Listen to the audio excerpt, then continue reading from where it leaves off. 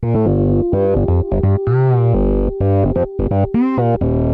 to the Investor Empowerment Series radio show, empowering your real estate investing with techniques, opportunities, and information, minus the BS and sales pitches. Now, please welcome the host of the Investor Empowerment Series, Joe Mueller, from the Tough as Nails Investment Syndicate. Joe Mueller.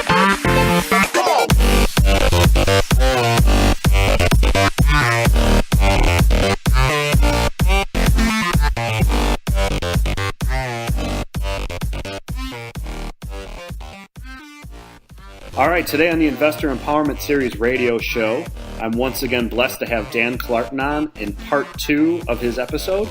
So this will be episode number 5 from the Investor Empowerment Series radio show. It is just as awesome as part 1. Please stay tuned and listen in for the remainder of this episode. Thanks again. Talk to you soon. And that was a great overview of some of the things you've done in wholesaling. I love it. I think the guests are going to definitely get something out of it. And I know you and I have talked in the past, but we've never really gotten into detail on what you're doing on the fix and flip side for your business.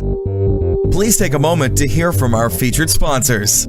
Today's show is sponsored by Jordan Capital Finance, offering line of credit type loans and rental financing for real estate investors in 48 of the U.S. states. I personally use Jordan Capital Finance and was given a $1.1 million line of credit for fix and flipping and for general real estate acquisition. Now, the cool thing about Jordan Capital, as long as the numbers do make sense, you get your funding, and they can also offer you a 30-year loan if you decide to keep the property and add it into your rental portfolio, which, as we've talked about in the past, is a great secondary exit strategy if the fix and flip doesn't work out the way you hoped. If you're interested in learning more about Jordan Capital, please go to www.tanisgroupllc.com/funding and fill out our contact page so we can pass along special discounts only available to our listeners. The Investor Empowerment Radio Show is also sponsored by Pathway Financial Group. Pathway is a Chicago-based lender that offers 0% interest loans for 12 to 18-month terms, and the funds can range as high as $150,000. I vetted this company out by applying to it myself and was granted access to a $100,000 line of credit to use for anything I wanted, as it's a business-type line of credit and it's unsecured. So you can use it for buying a property, paying for materials or your contractors, or even buying a new car if that's what you want to do. For more information on Pathway Financial, go to www.tanisgroupllc.com/funding for more information and to be offered a special discount on the application fee. Thank you for considering our featured sponsors. I know you have some partnership in Chicago or some contacts where you're buying in Chicago and doing some pretty serious flipping in different areas of the city proper itself, right?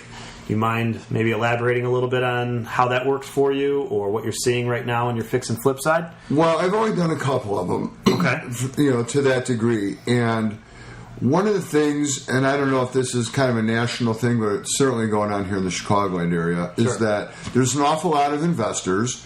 There's a lot of investors that are looking for light cosmetic rehabs. Okay. They'd like to put some new carpeting and some new paint and maybe plant a few bushes in the front yard.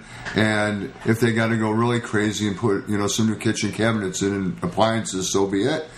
And those are getting harder to find. And everybody's looking for those. So you have to be willing to do what other people aren't willing to do sometimes. Right. And that's take on a project where it's going to be an absolute gut rehab and you're down to the studs and you're redoing all the major systems from electric panels and new rough plumbing and just like literally restoring it from the ground up. And those are heavy lifting projects. They cost a lot of money. There's a lot of uh-ohs that can come along the way. Right. The first one I did, it went really nice. We bought a property for $120,000. We put probably $140,000 into it. Wow. And we sold it for $360,000. How many square feet was it? Well, it was a city bungalow, so it was probably 1,000 square foot. It was being used, when we bought it, it was kind of being used as an unofficial 3-flat. Okay. And we turned it back into a single family home. Right. So we made it into a 5-bedroom. How many bedrooms did it end up with? 1, 2, 3, 5 bedrooms and 3 full baths. Wow. So that's a pretty, that sounds like a pretty nice deal, actually, because 120 acquisition, 140 on the rehab, that's puts you at 260. $260,000, then you sold it for $360,000. I know there's costs that are associated with the acquisition as well as the sale. Yeah. And you're in a partnership with this opportunity, right? So I was. You're splitting it with someone else. I was. But, that sounds like a great deal. What part of the city are you doing that in? So that particular project was in Humboldt Park. Okay, cool. The near west side. Are you seeing, and I'm asking out of pure curiosity because I know we know each other well enough that I pretty much avoid the city of Chicago proper like the plague. So I'm intrigued by this. Are you seeing a lot of transition happening? Is Humboldt Park a good area for fix and flipping for maybe the flippers that are interested in getting investing in Chicago? It is, because a house right down the street from that house was bought by a friend of mine that I actually had partnered with on the first deal. Mm-hmm. And that was practically an identical type deal. And that one is pending right now to close at $400,000. Wow. And the similar acquisition price? Yes. That's great. Yeah. And so the thing is, I think the toughest thing about the city that's different than the suburbs, it kind of goes by subdivision and this area. And when you get to the city, it really changes area by area, block by block. All the natural barriers of major dividing lines, whether it be streets, bridges, railroad tracks. You really have to pay attention to the comps, and even within said neighborhood. So say you have Humboldt Park. Well, the further east you go, the better it is. Okay. The further west you go, the rougher it gets. And at the edge of Humboldt Park, it butts up against Austin, and Austin is in the top 3 or 4 neighborhoods in Chicago for 2016 murders. Right, yeah. And I have really, really white skin and red hair. And I have a wife and 3 kids, so I'm trying to stay alive. There isn't any amount of money that I need to make that it's worth risking my life over. Sure. So the thing about the city neighborhoods is, out in the suburbs, it's the same neighborhood at 9 in the morning as it is at 9 at night. Right. And there's some of those neighborhoods where you want to get in and out between 9 o'clock and noon. Right. While all the, all the riffraff is still sleeping it off from last night. Yep. But even that neighborhood who did that house, not that it's a bad neighborhood, but I don't think I'd want to go down there on an August night when it's 95 degrees, 11 o'clock at night. Yeah. Probably not a place I need to be. Not a good idea. Not a good idea. Especially not on the weekend. Exactly. Not on Friday night anyways. Well, that's great. Thanks for sharing that as well. You talked about your rental portfolio, how you're working on building that up. You're kind of transitioning more into that aspect of the real estate investing business. Tell us about that, or maybe that one specific deal you have in Carpentersville I know you're working on right now, because that was kind of an interesting story. So the thing about real estate investing, in my opinion, and from my observation, is that the only way you're ever going to grow generational wealth is through property ownership. Okay. I don't think you can flip your way to having generational money. Right. I don't think you can wholesale your way there. Those are mechanisms to make money.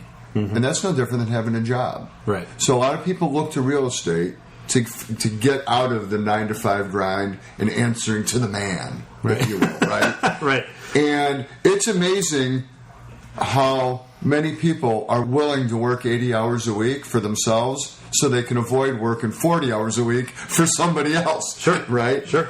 And so the thing is, like a job, if you're a flipper, the day you stop flipping is the day you stop making money. Right.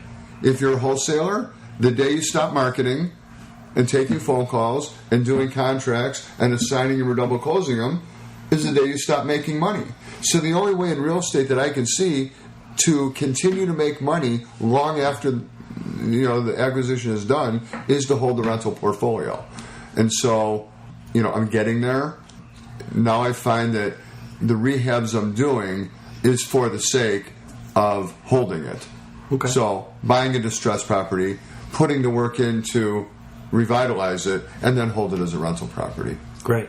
Do you mind running through the numbers on that Carpentersville opportunity? So I bought a house in Carpentersville. Tell us how you got it, because I think that's kind of one of the things I wanted to touch on, not to cut you off, is as a real estate investor, you can't just focus on one stream of acquisition. And I've actually done a podcast on my own on how you kind of got to have your hands in multiple pots in order to continue to get your deal flow and your properties coming in, whether it be contacts through wholesalers, maybe court auctions, maybe online type auctions, working with the MLS or a realtor. So I know in this one, you kind of had a unique situation come up in order to acquire it, I would say. Well, it was a pocket listing from a realtor friend, and it was a realtor that I've known for a couple years. Met him at a real estate meetup. Okay. Which is awesome. It's kind of a double-edged sword. You're busy, you're doing a lot of projects, you're busy in your business, and you think, well, I don't have time to go to these RIA meetings and these real estate meetups. The truth is, you can't afford not to go. Right. Because, like any business, this is a relationship business. So by putting yourself out there and getting to know people and shaking hands and taking an interest in other people, over time, I have seen time and time again how people that I've met through these different things have been not only beneficial to me, but I'd like to believe I've been beneficial to them at the same time. Sure. So this was a particular property that this gentleman called me. He goes, hey, I've got this property near you over in Carpentersville. It's not listed yet. Here's the situation. It's gutted. It had an insurance job. They had water damages, this, that, and the other. They go, great, sounds good. Let's go look at it. Mm-hmm. Looked it over, made an offer, back and forth, one volley across the net and back, and we settled on a price of $65,000, which in that neighborhood is an excellent price. I have budgeted $60,000 on the rehab. I think I'm going to be able to get it done for $50,000. Okay. And that's a slippery one, right? Because that particular property, some comps like it are selling in the 170, 175 range. Beautiful. So if I can be into a property for even 120, right, and I could turn around and sell it for 175, that's pretty tempting. That works. But the question is, do you want to make the fast, nickel or the slow dime? Mm-hmm. And I think because it's going to end up being a 4-bedroom, 2.5-bath house, almost every time I'm over there, I have somebody asking me, if it's going to be a rental. Just yesterday, I was over there putting a bandit sign in the front yard. Awesome. And one of the workers came out and he goes, hey, when this house is done, are you going to sell it or are you going to rent it? Mm-hmm. I go, I'm going to rent it. He goes, how much do you think you're going to rent it for? I go, I don't know, like $1,600-ish. Right.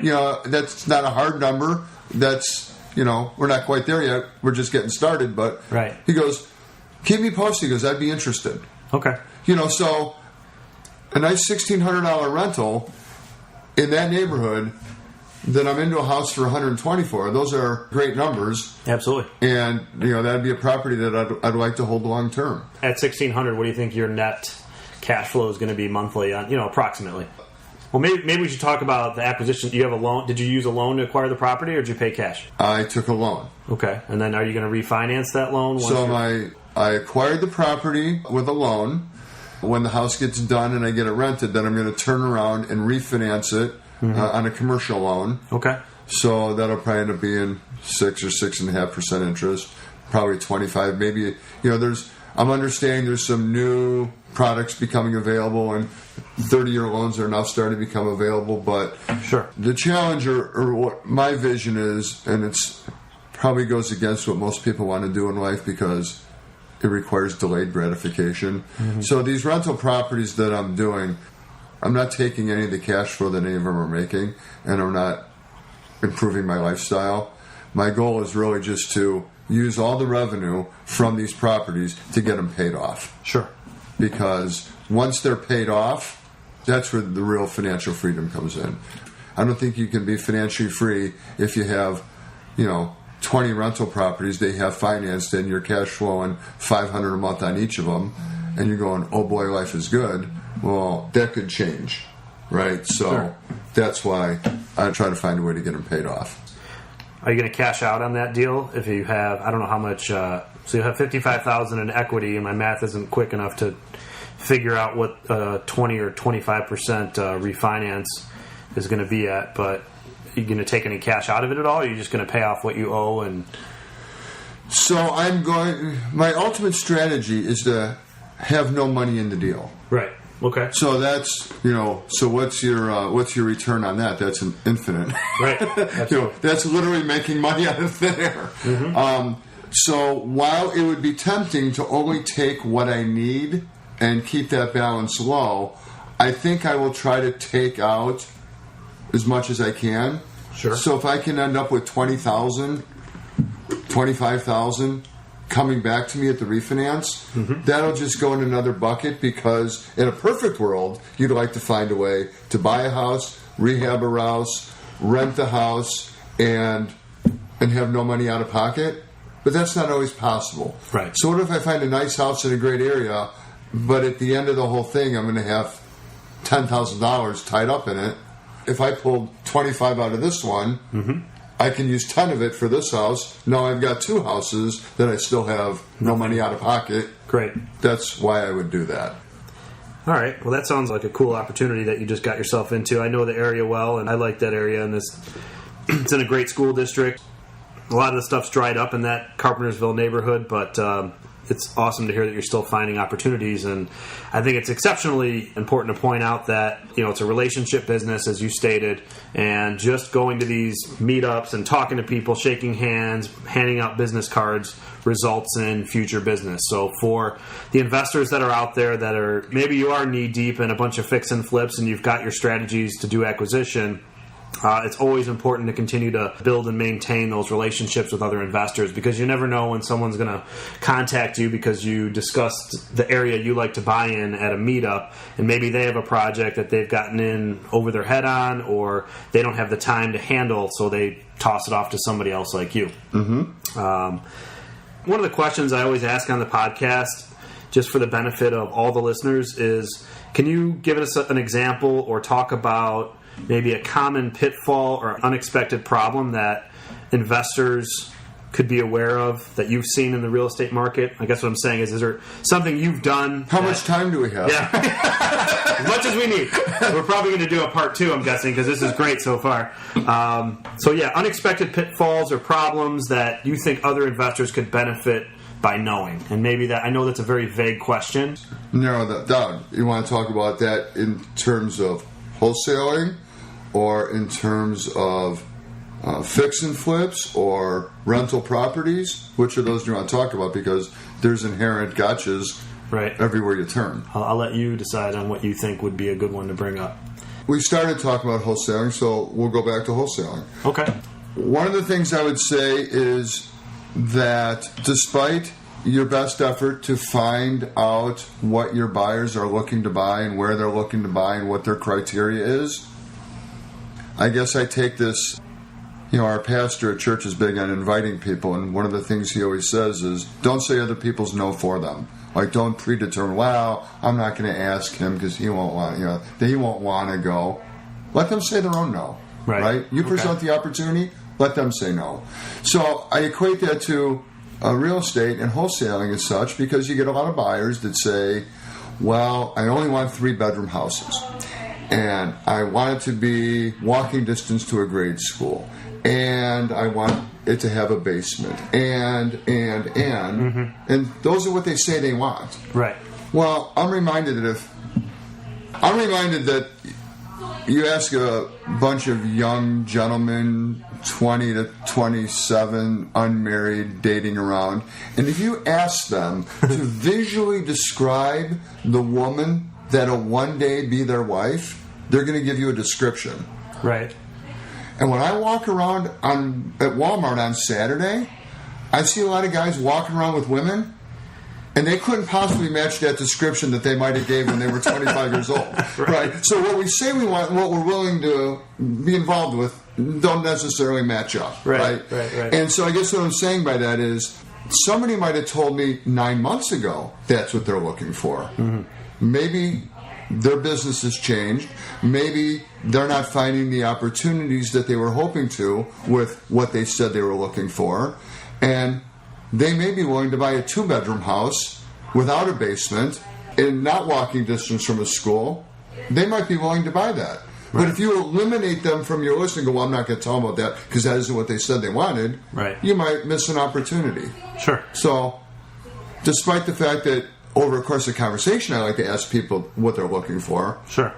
I send them everything I got. Okay. You never know. The tip you're giving is basically don't assume that somebody's not going to take on an opportunity because they've told you once before or they've given you an idea of what they're looking for. Right. Keep an open mind on both sides because that could change in an instant depending on how busy an investor is or maybe what type of deal flow they're currently involved in, which could be zero. Maybe they're going to take on a different project just to keep themselves, in the business and investing.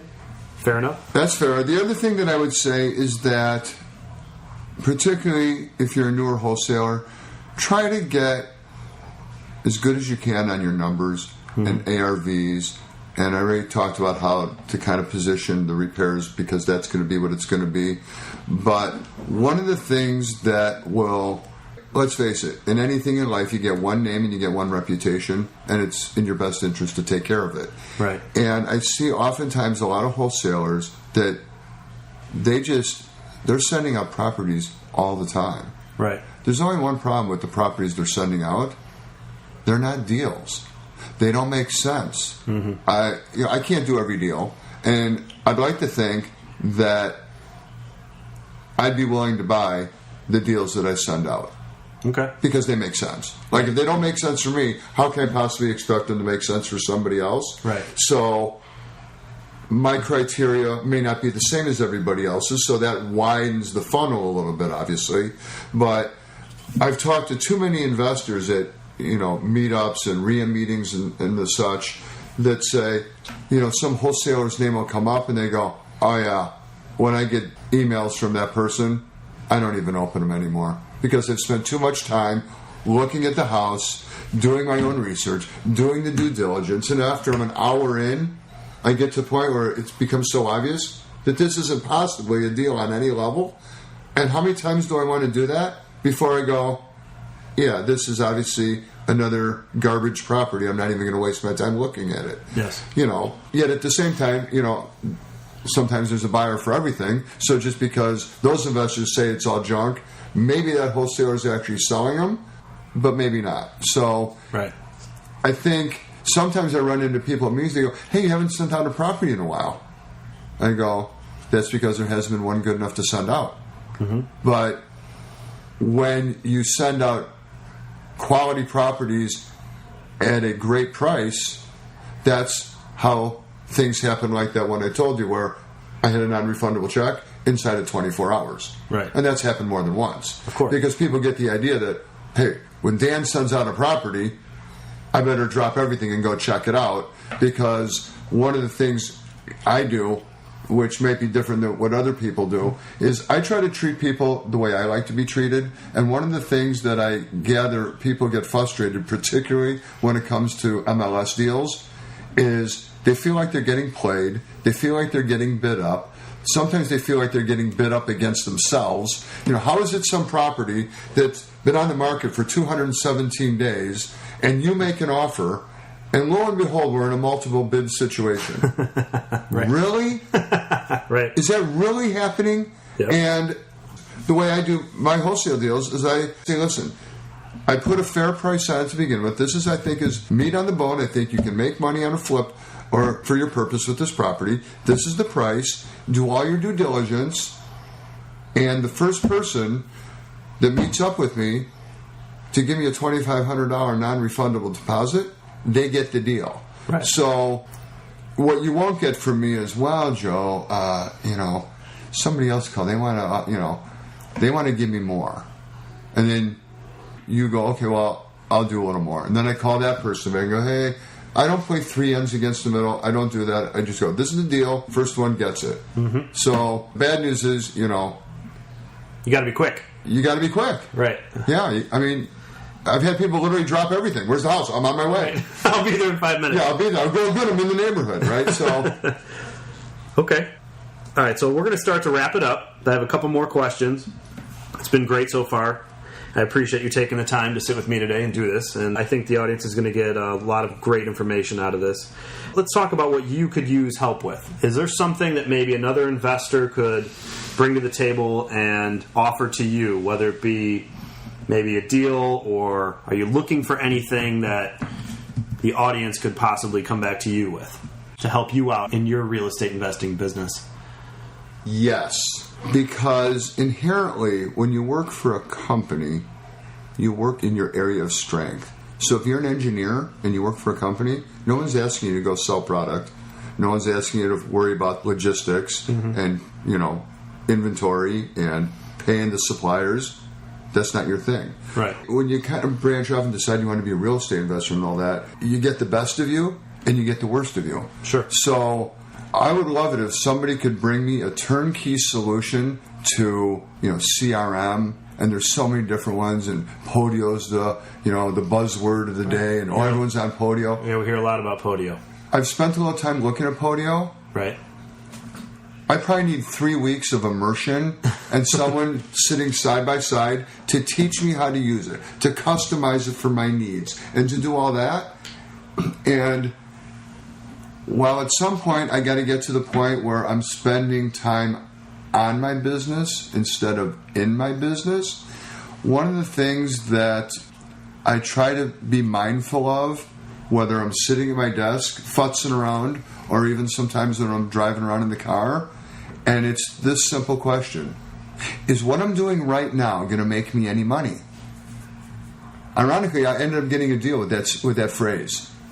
I was sitting there at my desk pouring through busy work, and all of a sudden I stopped and I kind of laughed. I go, I've been sitting out here for 2 hours screwing around, and is anything I've done going to make me money? And I went, nope.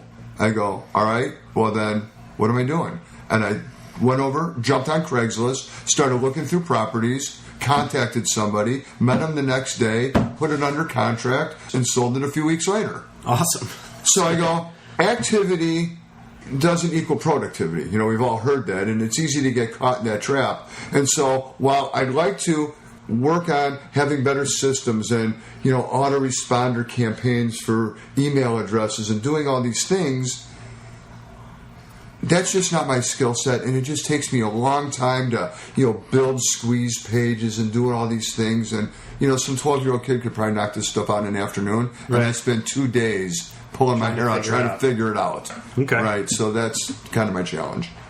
Neighborhood go, I think they're motivated. I think they need to sell their house. They should pull over and go knock on the door. Right. I don't have that ability. So the only way to get the phone to ring is through marketing. And as the old adage goes, you have to spend money to make money in most cases. So between doing mail campaigns of letters and postcards and putting out bandit signs, a new program that I've developed locally here in the Chicago area anyways. People do it everywhere, but I'm specifically only working in the Chicagoland area. It's what I call bandit sign on wheels. So putting these roadside We Buy Houses signs out is great.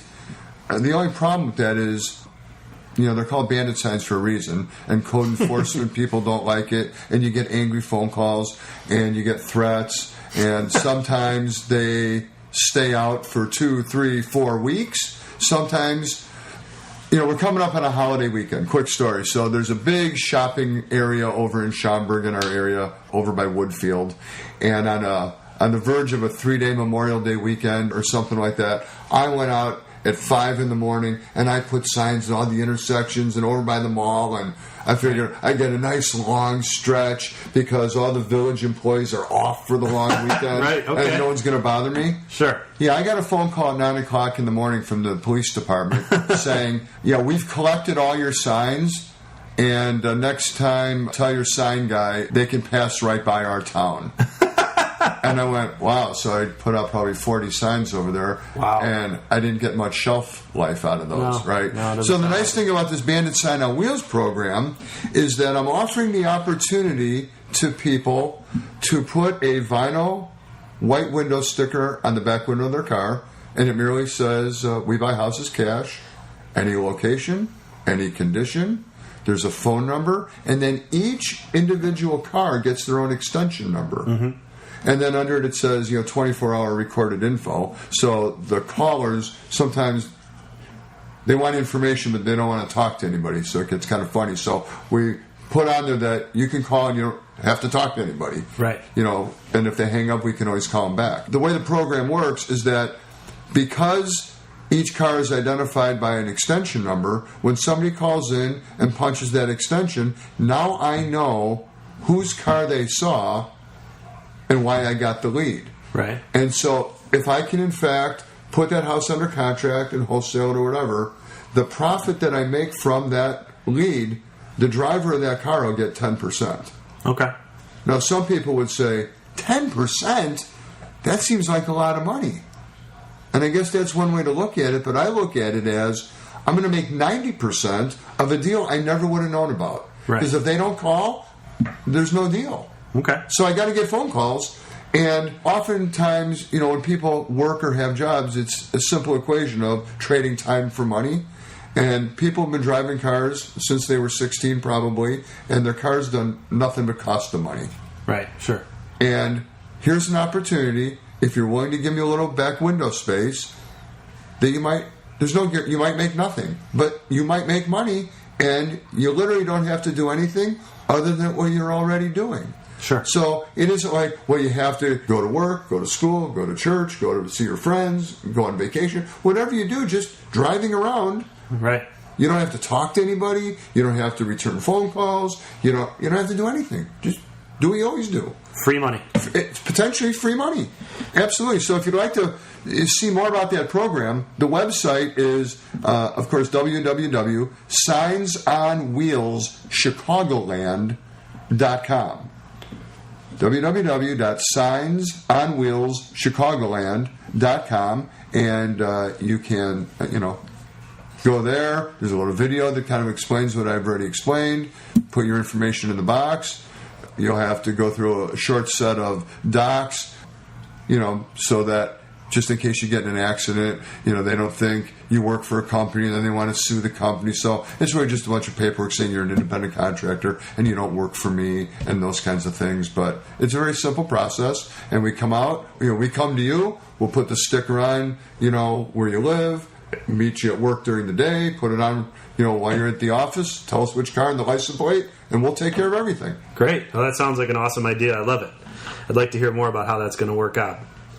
All right, so the last couple questions I have, is there any recommendations you'd have on a book, maybe a podcast, or a course, or some type of educational source that you'd like to bring forward for the listeners? Maybe guys just getting started, gals that are interested in buy and hold. Do you mean aside from the Investor Empowerment Radio Show? Aside from this podcast, something else that they might be able to tune into, or a book that you could recommend, or what's any guiding principles that you constantly refer back to? A guy by the name of E.T., Eric Thomas. Okay. It's a story of a guy from Detroit that was homeless and was, pretty much at the bottom of the barrel. And he crawled his way back. He's gone on to get a college education, a master's, and now he's kind of a big-time motivational speaker. Okay. And so I like to listen to stuff like that because it just gets me motivated. Doing real estate takes consistency and persistence. And I would tell people, I could recommend books and podcasts and all this and that, I guess, but the challenge is, whatever you heard last is the new best thing to do. Right. So you kind of go from one thing to the next because you're hoping the next thing is going to be easier, right? So they tell you to get into wholesaling because that's going to be so easy, and then you realize, wow, this isn't really that easy. And then you go to one of these real estate meetings, and some guru comes through town, and they're going, "Oh, are you tired of trying to talk to people about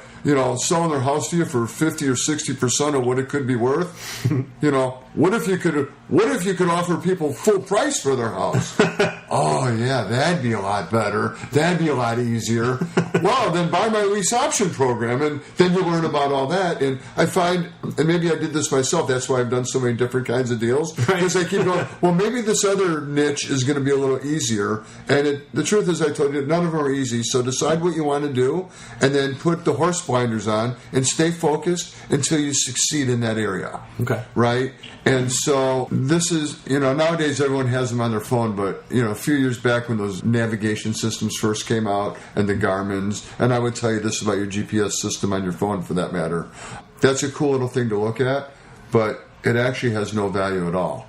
Because you don't have to turn on your phone to know where you are. Right. You already know where you are, right? So the whole value in having that technology at all is to put in a destination. because once you put in a destination, then it'll provide you 2 or 3 different routes to get there. And I think it would be a benefit to everyone to not just say, well, I want to be in real estate, or, oh, I'm looking for a house, is actually put a stake in the ground and say, I'm looking to have a wholesale deal under contract in the next 8 weeks. And once you kind of make that determination, it's amazing how your actions and the things you do will start taking you to the destination that you pre-decided that you wanted. Awesome piece of advice. Yeah, I love it. Okay. So what's the best way for the audience to get a hold of you if they want to contact you in the future? Well, they could certainly email me. My email address is dan@chicagolandwholesalehouses.com. They could call me. My personal number is 847-910-0454. Okay, great. Again, I want to say thank you for taking the time to record this today. I appreciate it. Thanks for having me. Yeah, it's been a great podcast, great interview, a lot of great information, and hearing about what it's really like in the trenches of not only wholesaling, but also building a rental portfolio and dealing with fix and flips. I think that's awesome. So I couldn't have asked for anything more, and I really appreciate it. Thank you very much. Excellent. Thanks, Joe. All right. Thanks for listening to another episode of the Investor Empowerment Series radio show. Be sure to tune in next week for another empowering episode. We welcome your feedback, so please rate us on iTunes and Stitcher, and visit us at www.investoремpowermentchicago.com or TannisGroupRealty.com.